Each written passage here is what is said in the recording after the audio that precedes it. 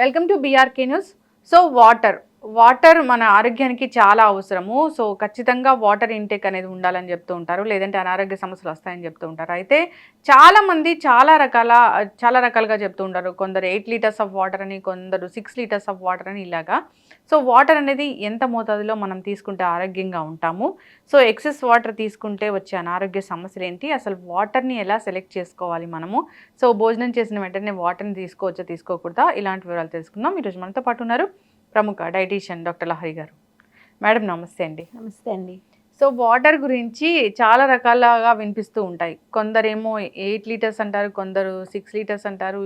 So దాహం వేసినప్పుడు తాగమని చెప్తూ ఉంటారు, మినరల్ వాటర్ అంటారు, ఇలా చాలా చాలా రకాలుగా చెప్తూ ఉంటారు. అసలు ఏం చెప్తారు మేడం, వాటర్ అనేది ఎంత మోతాదులో తీసుకోవాలి, ఎలా తీసుకోవాలి? వాటర్ మీరు అన్నట్టుగానే అందరూ నీళ్ళైతే తాగాలి. మన బాడీలో దాదాపు ఎనీవేర్ బిట్వీన్ ఏజ్ని బట్టి అట్లా ఎనీవేర్ బిట్వీన్ 60 నుంచి 75% వరకు కూడా వాటరే ఉంటుంది. అలాంటి వాటర్, అంత ఎసెన్షియల్ అయినటువంటి వాటర్ బాగా ఎక్కువ తీసుకున్నా లేదా అవసరానికి తగినంత తీసుకోకపోయినా రెండు రకాలుగాను మనకి ఇబ్బందులు అనేవి ఉంటాయి. సో తక్కువ తీసుకోవడం వలన డీహైడ్రేషన్ ప్రాబ్లమ్స్ వస్తాయి. అంటే తీసుకోవాల్సినంత నీళ్ళు తీసుకోకపోతే డీహైడ్రేషన్, అట్లాగే మన డైజెషన్కి కూడా, అంటే తీసుకున్నటువంటి ఆహారం సరిగా డైజెస్ట్ అవ్వడానికి కూడా వాటర్ అవసరం కాబట్టి డైజెషన్లో ప్రాబ్లమ్స్ వస్తాయి. అలాగే కొన్ని ఎలక్ట్రోలైట్ ఇంబ్యాలెన్సెస్ వచ్చేటువంటి అవకాశం ఉంటుంది వాటర్ తక్కువ తీసుకుంటే. డీహైడ్రేషన్ వలన నీరసం రావడము, అట్లాగే జనరలీ మనకి సన్ స్ట్రోక్ అట్లాంటివి వచ్చినప్పుడు కూడా డీహైడ్రేషన్ అనేది ఒక కారణం అవుతుంది దాని తాలూకు సిమ్టమ్స్ అన్నిటికీ. సో డీహైడ్రేషన్ సమస్య వచ్చేటువంటి అవకాశం ఎక్కువ. నెక్స్ట్, అవసరానికంటే ఎక్కువ వాటర్ తీసుకున్నప్పుడు, అది కూడా వాటర్ రూపంలోనే, అంటే అదర్ లిక్విడ్స్ లాగా తీసుకుంటే వేరే డిఫరెన్స్ ఉంటుంది. బట్ ఓన్లీ వాటర్ లాగానే ఎక్కువగా తీసుకున్నట్టయితే కనుక ఇది హైపోనేట్రీమియా అనే ఒక కండిషన్ని కాజ్ చేస్తుందండి. అంటే మన బాడీలో ఉండేటువంటి సోడియం లెవెల్స్ అవసరమైన దానికంటే తక్కువ కాన్సన్ట్రేషన్కి పడిపోయేలాగా. దీని వలన, అంటే అన్కంట్రోలబుల్గా ఇది జరిగినప్పుడు, సడన్గా ఒక స్మాల్ డ్యూరేషన్లో, అంటే ఒక షార్ట్ డ్యూరేషన్లో ఎక్కువ నీళ్లు తీసుకున్నప్పుడు, మోర్ దాన్ 2 లీటర్స్ అట్లా వాటర్ తీసుకున్నప్పుడు ఇలాంటి సమస్య వచ్చేటువంటి అవకాశం ఉంటుంది.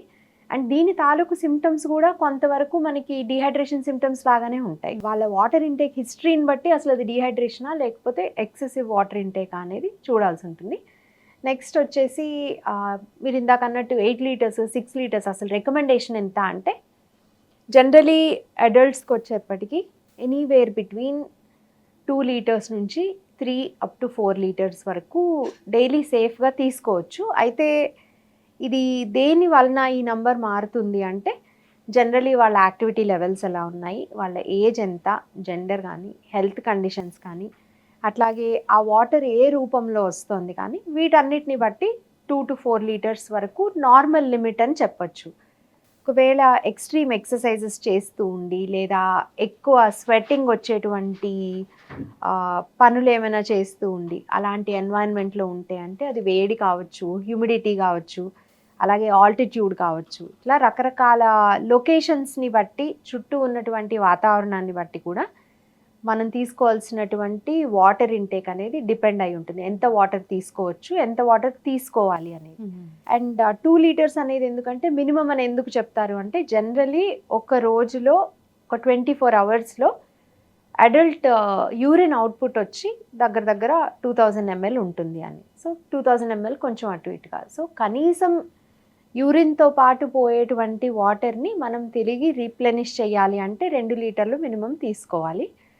అలా కాకుండా కేవలం యూరిన్ ద్వారా మాత్రమే కాకుండా, ఇప్పుడు మాట్లాడేటప్పుడు కూడా వాటర్ వేపర్ అనేది కొంత మనం కోల్పోతాం కాబట్టి ఆ రూపంలో కూడా అలాంటి ప్రొఫెషన్స్లో ఉన్న వాళ్ళు కూడా కొంత వాటర్ ఇంటేక్ ఎక్కువ తీసుకోవాల్సి ఉంటుంది. వాళ్ళు అవడానికి ఎయిర్ కండిషన్డ్ ఎన్వైరన్మెంట్లో ఉన్నా సరే, అంటే చల్లగానే ఉంది వాతావరణం, చెమటలు పట్టేటువంటి అవకాశం లేదు, ఇలా ఉన్నప్పటికీ కూడా ఈ మాటల ద్వారా కూడా కొంత మనం వాటర్ లాస్ అనేది అవుతుంది. కాబట్టి దాన్ని బట్టి కూడా వాటర్ ఇంటేక్ తీసుకోవాల్సిన అవసరం ఉంటుంది. టీచింగ్ ప్రొఫెషన్స్లో ఉన్న వాళ్ళు కానీ, ఎక్కువ మాట్లాడేటువంటి ప్రొఫెషన్స్, ఈవెన్ డాక్టర్స్ కానీ, వీళ్ళకి వాటర్ ఇంటేక్ అనేది స్లైట్లీ 2 లీటర్స్ కంటే కొంత ఎక్కువ అవసరం అవుతుంది. ఎక్కువ ఫిజికల్ యాక్టివిటీ చేసే వాళ్ళకి, బయట అది కూడా ఆటలు ఆడే వాళ్ళకి లైక్ పిల్లలు కానీ కొంచెం ఈ మధ్య ఏంటంటే అందరూ కొంచెం యాక్టివ్ అవుతున్నారు కాబట్టి వీకెండ్స్లో క్రికెట్ ఆడటం కానీ లేదంటే వీక్ డేస్లో కొంత బ్యాడ్మింటన్ ఆడటం టెన్నిస్ ఆడటం ఇట్లాంటివన్నీ కూడా ఈ యాక్టివిటీ లెవెల్స్ అందులోనూ అవుట్డోర్ గేమ్స్ ఎక్కువ అవుట్డోర్ పార్టిసిపేషన్ ఉండే స్పోర్ట్స్ ఏమైనా ఉంటే అప్పుడు కూడా వాటర్ ఇంటేక్ అనేది చాలా అవసరము. అయితే వాటర్తో పాటుగా ఎనీ ఫిజికల్ యాక్టివిటీ 90 నిమిషాల కంటే ఎక్కువ చేసినప్పుడు నీళ్లతో పాటుగా కొంత ఎలక్ట్రోలైట్ అనేది కూడా తీసుకోవచ్చు. ఏదో ఎలక్ట్రోలైట్ అనగానే ఏదో ఫ్యాన్సీ బ్రాండ్ నేమ్స్ ఇదంతా అవసరం లేదండి. బేర్ మినిమం అంటే మనకి తేలిగ్గా అందుబాటులో ఉండేది ఎలక్ట్రాల్ పౌడర్ అనేది దొరుకుతుందండి, WHO వాళ్ళది. సో ఆ ఎలక్ట్రాల్ పౌడర్ ఒక్కటి తీసుకుంటే కూడా సరిపోతుంది. ఆ ప్యాక్ మీద ఇన్స్ట్రక్షన్స్ ప్రకారం తీసుకున్న ప్యాక్ సైజ్ని బట్టి అది 250 ml వాటర్లో కానీ అంటే 1 గ్లాస్ వాటర్లో కానీ లేదంటే 1 లీటర్ వాటర్లో కానీ మిక్స్ చేసి దాన్ని తీసుకోవచ్చు. అవసరాన్ని బట్టి అది 250 ml నుంచి 1 లీటర్ వరకు ఇన్ దట్ డే తీసుకోవచ్చు. సో ఇది మీ ఎక్సెసివ్ స్వెట్టింగ్ ఉండి ఆ స్వెట్ ద్వారా యాక్టివిటీ లెవెల్స్ వలన వచ్చేటువంటి స్వెట్ ద్వారా బాడీలో ఉన్నటువంటి మినరల్స్ సాల్ట్స్ ఇవన్నీ లూజ్ అయినప్పుడు అట్లాంటి సిచ్యుయేషన్ వస్తుంది. సో ఈ రకంగా వాటర్ ఎంత తీసుకోవాలి అనేది డిసైడ్ చేసుకోవచ్చు. But anything beyond 5 I feel is excessive. అవసరాన్ని బట్టి తీసుకోవాలి తప్ప మంచిది కాబట్టి లీటర్లో అంటే నిజానికి అబవ్ 8 లీటర్స్ వాటర్ తీసుకున్నప్పుడు అటువంటి కేసెస్ ఎమర్జెన్సీకి వెళ్ళేటువంటి అవకాశం కూడా ఉంటుంది కాబట్టి ఏది కూడా అతి చేయకూడదండి.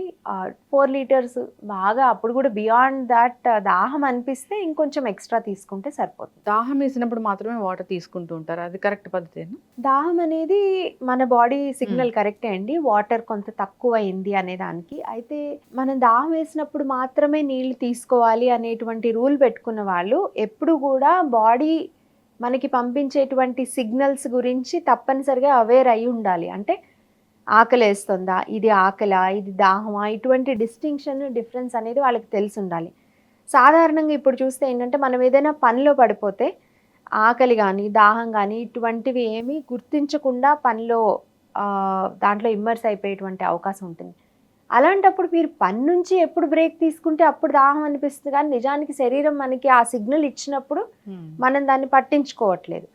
సో అలాంటి సిచ్యుయేషన్ ఉంటుంది కాబట్టి జనరల్గా అయితే మీరు చెప్పినట్టు నిజంగానే దాహానికి తగ్గట్టు నీళ్లు తాగితే సరిపోతుంది. కానీ ఎప్పటికో కానీ దాహాన్ని మనం గుర్తించే స్థితిలో లేనప్పుడు అటువంటప్పుడు కంపల్సరీ దాహంతో సంబంధం లేకుండా ఎంతో కొంత నీళ్లు తాగుతూ ఉంటే మంచిది. రెండోది ఏంటంటే ఏజ్ పెరిగే కొద్దీ మనకి బాడీలీ సిగ్నల్స్ని ఒకటి బాడీ సిగ్నల్స్ ఇవ్వడం అనేది తగ్గుతుంది, రెండు ఆ సిగ్నల్స్ని మనం గుర్తించేటువంటి ఎబిలిటీ కూడా తగ్గుతుంది. ముఖ్యంగా 55-60 ఇయర్స్ దాటిన తర్వాత సీనియర్ సిటిజన్స్కి ఈ వాటర్ రిలేటెడ్ సిగ్నల్స్ అనేవి చాలా తక్కువగా ఉంటాయి కాబట్టి వాళ్ళు తప్పనిసరిగా దాహంతో మాత్రమే నీళ్లు తీసుకుంటాను అనేది కాకుండా వాటర్ ఇంటేక్ అనేది తప్పనిసరిగా గుర్తుపెట్టుకొని వీలుంటే తేలిగ్గా అందరికీ తేలిగ్గా అయిపోయేది ఏంటంటే ఎవరికి వాళ్ళు నీళ్ళ బాటిల్ అనేది సెపరేట్గా పెట్టుకొని ఈ టైం నుంచి ఈ టైం మధ్యలో ఇంత వాటర్ కంపల్సరీ తాగాలి అనేది ఎదురుగా పెట్టుకున్నారనుకోండి, మనకి ఎప్పుడు కూడా నీళ్ళు ఎదురుగా కనిపిస్తే ఎంతో కొంత తీసుకొని ఒక సిప్ తాగేసి అక్కడ పెడతాము.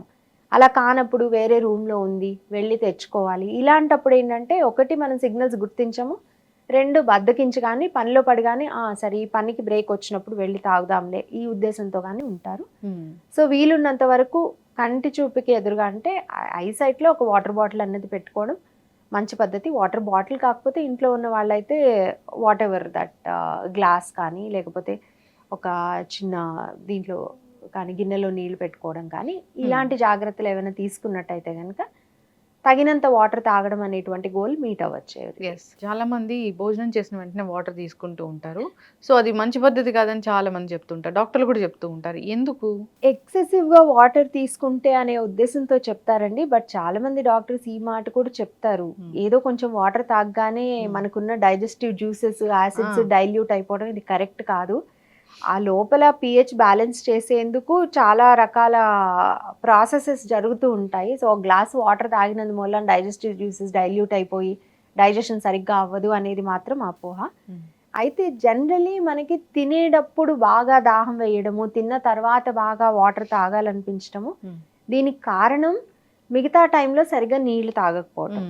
సో మిగతా టైంలో త్రూ అవుట్ ద డే రెగ్యులర్గా ఎంతో కొంత నీళ్లు తాగుతూ ఉన్నప్పుడు మనకి ఇన్ఫ్యాక్ట్ డైజెషన్కి కూడా కొంత నీళ్ళు అనేది అవసరం. ఎస్.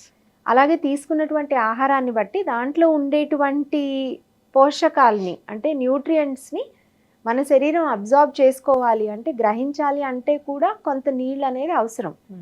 సో తినేటప్పుడు ఎంతో కొంత లిక్విడ్ సబ్స్టెన్సెస్ దాంట్లో ఉండాలి, లేదా అప్పటికి మన హైడ్రేషన్ స్టేటస్ చాలా బాగుండాలి. అలా కానప్పుడు ఆహారంతో పాటు కొంత నీళ్లు తీసుకోవటం అనేది పర్వాలేదు. ఎస్. ఏదైనా సరే ఎక్సెసివ్గా అంటే తినేందుకు ముందు ఒక 1/2 లీటర్ నీళ్లు తాగేయటము, తర్వాత తిన్న తర్వాత ఒక 1/2 లీటర్ నీళ్లు తాగేయడము, ఇలాంటివి చేసినప్పుడు ఇబ్బంది వస్తుంది. ఒకటి డైజెషన్కి సంబంధించి ఇలా ఎక్సెసివ్గా 1 లీటర్ అట్లా వాటర్ తీసుకుంటే కొంత ఆ డైల్యూషన్ వల్ల ప్రభావం ఉండొచ్చు. 2 స్టమక్ సైజ్ అనేది ఎక్స్పాండ్ అవుతుంది. సో కొంత వాటర్ ఆక్యుపై చేస్తుంది స్పేస్ కరెక్టే, కానీ స్టమక్ సైజ్ ఎక్స్పాండ్ అవటం మూలాన గ్రాడ్యువల్గా ఈటింగ్ కెపాసిటీ కూడా పెరుగుతుంది. వాటర్ లేనప్పుడు స్టమక్ ఫుల్ అయినట్టు అనిపించదు కాబట్టి ఇంకా ఇంకా ఫుడ్ ఎక్కువ తీసుకోవటం ద్వారా ఆ ఫుల్నెస్ అనేటువంటి ఫీలింగ్ కోసం ఎక్కువ తినేందుకు కూడా అవకాశం ఉంటుంది తర్వాత. సో దానికోసమని వాటర్ రెగ్యులేట్ చేసుకోవాలండి. తినేటప్పుడు తాగడం తప్ప అంటే తప్పు కాదు, కాకపోతే ఎక్కువ వాటర్ తాగాల్సిన అవసరం రాకూడదు. అయితే గోరువెచ్చని నీళ్ళు, నార్మల్ వాటరు, సో చల్లటి నీళ్ళు, వీటిలో ఏది ఆరోగ్యానికి మంచిది? ఏది అందుబాటులో ఉంటే అది తీసుకోవచ్చు. మీ ప్రిఫరెన్స్ ఏదైతే అది తీసుకోవచ్చు. దీని వలన మన బాడీలో జరిగే మెటబాలిజంలో ఎక్కువగా తేడాలు లేవు అనేది అయితే రీసెర్చ్ స్టడీస్ చూపిస్తున్నాయండి. అయితే ఇన్ఫ్యాక్ట్ చల్లగా ఉన్నటువంటివి తీసుకున్నట్టయితే కనుక ఆ టెంపరేచర్ని మన బాడీ టెంపరేచర్కి రైజ్ చేయడానికి కూడా కొంత ఎనర్జీ ఎక్స్పెండ్ అవుతుంది కాబట్టి, అంటే కొంత ఎనర్జీ మనం ఖర్చు చేయాల్సి వస్తుంది కాబట్టి కొంత మెటబాలిక్ రేట్లో తేడా వస్తుంది అని. కానీ అది చాలా మైన్యూట్ అండి. సో అలా అని బాగా చల్లటి నీళ్ళు తాగమని కాదు. అలా చల్లటి నీళ్ళు తాగినప్పుడు కొంత డైజెషన్కి సంబంధించిన ఇష్యూస్ కూడా వచ్చే అవకాశం ఉంటుంది. సో మన ప్రిఫరెన్స్ని బట్టి తీసుకోవచ్చు, కానీ ఏది ఎక్స్ట్రీమ్ చేయకూడదు. బాగా హాట్ వాటర్ తీసుకోకూడదు, బాగా కోల్డ్ వాటర్ తీసుకోకూడదు. Normal temperature water any day acceptable. అలా కాకుండా స్లైట్లీ కూలర్, స్లైట్లీ వార్మర్. కొంతమందికి ఏంటంటే వార్మ్ వాటర్ తీసుకున్నప్పుడు గొంతు కూడా బాగుంటుంది. కొంతమందికి స్లైట్లీ కూలర్ వాటర్ తీసుకున్నప్పుడు రూమ్ టెంపరేచర్ కంటే కొంచెం చల్లగా ఉన్నది తీసుకుంటే దాహం తీరినట్టు అనిపిస్తుంది, కంఫర్టబుల్గా ఉంటుంది. అలాగే బాడీ టెంపరేచర్ కొంత కంట్రోల్లో ఉంటుంది. సో మనకి ఏది సౌకర్యంగా ఉంటే అలా తీసుకోవటం మేలు తప్ప, ఇదైతేనే కష్టమైన నష్టమైన వేడి నీళ్ళు మాత్రమే తాగాలి అని రోజంతా కొంతమంది రూల్ పెట్టి పిల్లలకు కూడా వేడి నీళ్ళు మాత్రమే ఇస్తూ ఉంటారు. అలాంటివి చేయాల్సిన అవసరం లేదు. కంఫర్ట్ని బట్టి తీసుకోవచ్చు. మినరల్ వాటరే మంచిదా, ట్యాప్ వాటర్ అయినా తీసుకోవచ్చా, లేదా కాచి చల్లార్చి నీళ్ళే తీసుకోవాలా, ఏం చెప్తారు? వీటన్నిటిలో కూడా కొన్ని డిఫరెన్సెస్ ఉంటాయండి. ట్యాప్ వాటర్ అంటే అది కూడా మనకి మున్సిపాలిటీ నుంచి కానీ పంచాయతీల నుంచి కానీ మనం ఉన్న లొకేషన్ని బట్టి ఆ సోర్స్ నుంచి సరైన ట్యాప్ వాటర్ అంటే ట్రీట్ చేసినటువంటి మంచి నీళ్లు వస్తూ ఉన్నట్టయితే కనుక, తాగునీరు కింద ఉపయోగపడేటువంటి మంచి నీళ్లు వస్తూ ఉన్నట్టయితే కనుక మోస్ట్ ఆఫ్ ద టైమ్స్ అది సేఫే. కానీ ఒక్కొక్కసారి ఏమవుతుందంటే ముఖ్యంగా వర్షాకాలం అట్లాంటప్పుడు ఈ drinking water pipe line, sewage water pipe line అంటే వేస్ట్ వాటర్ వెళ్ళేటువంటి పైప్ లైన్ రెండు దగ్గరగా ఉన్నాయనుకోండి, ఏదైనా కంటామినేషన్ వలన దాంట్లో ఉండేటువంటి సూక్ష్మజీవులు మనకి మంచి నీళ్ళలో వచ్చేటువంటి అవకాశం ఉంది. కొన్నిసార్లు వర్షాకాలంలో కూడా మనం న్యూస్ చూస్తూ ఉంటాం, మంచి నీళ్ళ ట్యాప్స్ నుంచి బురద నీళ్ళు రావడం కానీ ఇట్లా. బురద కలిసి వస్తే మనకి బురద నీళ్ళు అన్నది తెలుస్తోంది, అది డ్రింకింగ్ వాటర్ కాదు అని. మైక్రోబ్స్తో కంటామినేట్ అయినప్పుడు అంటే హానికారక సూక్ష్మజీవులు ఏమైనా అందులో చేరినప్పుడు మన కంటికి కనిపించవు కాబట్టి నీరు చూడటానికి తాగునీరు లాగానే ఉంటుంది. వాసనలో కూడా ఎటువంటి తేడా ఉండదు, రుచిలో కూడా తేడా ఉండదు. కానీ దాంట్లో ఉండేటువంటి ఆ సూక్ష్మజీవులు వలన మనకి కొన్ని రకాల రోగాలు వచ్చేటువంటి అవకాశం ఉంటుంది. సో సేఫ్టీ ఆఫ్ ద సోర్స్ని బట్టి మనం ఆ ట్యాప్ వాటర్ తీసుకోవచ్చా లేదా అన్నది డిసైడ్ చేసుకోవచ్చు. ఎటువంటి అనుమానం ఉన్నా కానీ ముఖ్యంగా చలికాలంలో కానీ లేదా ఈవెన్ మన వర్షాకాలంలో కానీ ఆ ట్యాప్ వాటర్ తీసుకునేటప్పుడు కాచి చల్లార్చి తీసుకున్నట్టయితే మనకి ఆ సేఫ్టీ వైజ్ మైక్రోబ్స్ గురించి ప్రాబ్లం ఉండదు. ఇక మినరల్ వాటర్ విషయానికి వస్తే అండి, ఎఫోర్డబిలిటీ ఉన్నప్పుడు మినరల్ వాటర్ తీసుకోవచ్చు, దానివలన ఇబ్బంది లేదు. అయితే ఎక్కడి నుంచి, అది కూడా సోర్స్ చాలా ఇంపార్టెంట్. ఈ మధ్యకాలంలో ఈ రివర్స్ ఆస్మాసిస్ చేసినటువంటి వాటర్లో ఏంటంటే వాటర్ టేస్ట్ కోసం అని చెప్పి దాంట్లో టీడీఎస్ అంటారు, ఆ డిజాల్వ్డ్ సాలిడ్స్ కంటెంట్ బాగా తగ్గించేస్తున్నారు. అలా బాగా తగ్గించినప్పుడు కొంత మన బాడీలో ఉన్నటువంటి మినరల్స్ యూరిన్ ద్వారా లూజ్ అయ్యేందుకు ఇది కారణమవుతుంది. సో సోర్స్ అనేది చాలా ఇంపార్టెంట్. ఆ టీడీఎస్ లెవెల్స్ అది కరెక్ట్గా మెయింటైన్ చేస్తున్నారా లేదా అనేది అది మనకి తెలియడం అనేది as consumers it's little difficult. So established brands నుంచి తీసుకునేప్పుడు ఆ మినరల్ వాటర్ ఎస్టాబ్లిష్డ్ బ్రాండ్స్ నుంచి తీసుకోవటము, అట్లాగే పీరియాడికలీ మనకి అవకాశం ఉన్నట్టయితే కనుక వాళ్ళు ఎటువంటి క్వాలిటీ చెక్ చేస్తున్నారు, అట్లాగే ఆ ఫిల్ చేసేటువంటి కంటైనర్స్ సరిగ్గా మెయింటైన్ చేస్తున్నారా, వాటర్ బబుల్స్ ఉంటాయి కదండి, అవి శుభ్రంగా లేకపోతే మీకు నీళ్లు నిజానికి మినరల్ వాటర్ అయినా కాకపోయినా దాంతోపాటు మనకి కంటామినేషన్ చేరింది అనుకోండి, దాంట్లో మురికి నీళ్ళు పట్టడమో లేకపోతే ట్యాప్ వాటర్ కాకుండా ఆర్ ఈ మినరల్ వాటర్ కాకుండా వేరే వాటర్ వాడకానికి కూడా ఆ బాటిల్స్ యూజ్ చేసి లేదా ఆ బబుల్స్ యూజ్ చేసి మళ్ళీ దాంట్లో ఈ వాటర్ ఫిల్ చేయటము, ఇట్లా క్రాస్ కంటామినేషన్ చేయటము ఇట్లాంటివి ఏమైనా జరిగినప్పుడు కూడా మనకి వాటి వలన రిస్క్ ఉండే అవకాశం ఉంది. సో క్వాలిటీ సోర్సెస్ నుంచి ఎంచుకోవాలి. అదర్ కైండ్ ఏంటంటే ఇంట్లో వాటర్ ఫిల్టర్స్ అవి పెట్టుకుంటున్నారు కొంతమంది, అలాంటివి ఉన్నప్పుడు కూడా ఆ టీడీఎస్ అనేది అడ్జస్ట్ చేసుకోవచ్చు దానికి. So according to the recommendation వాళ్ళు ఫిల్టర్ సెటప్ చేసేటప్పుడు ఇది రికమెండేషన్, ఇది పిహెచ్ రికమెండేషన్ అది చెప్తారు. అలాగే ఎప్పటికప్పుడు వాటిని సర్వీస్ చేయించి అది సరిగా పనిచేసేలాగా చూసుకోవడం ఒకటి ఇంపార్టెంట్. అండ్ ఆల్కలైన్ వాటర్ ఒకటి ఇంకొకటి ఇప్పుడు ఎక్కువ యూజ్ చేస్తున్నారు. అది కూడా నేను చూసినంత వరకు అయితే పబ్లిష్డ్ లిటరేచర్లో అంటే పేర్ రివ్యూడ్ సైంటిఫిక్ జర్నల్ ఆర్టికల్స్లో నేను సరిపడే ఎవిడెన్స్ చూడలేదు ఆల్కలైన్ వాటర్ వలన బెనిఫిట్స్ ఉంటాయి అనేది పబ్లిష్డ్ ఎవిడెన్స్ నేను చూడలేదు.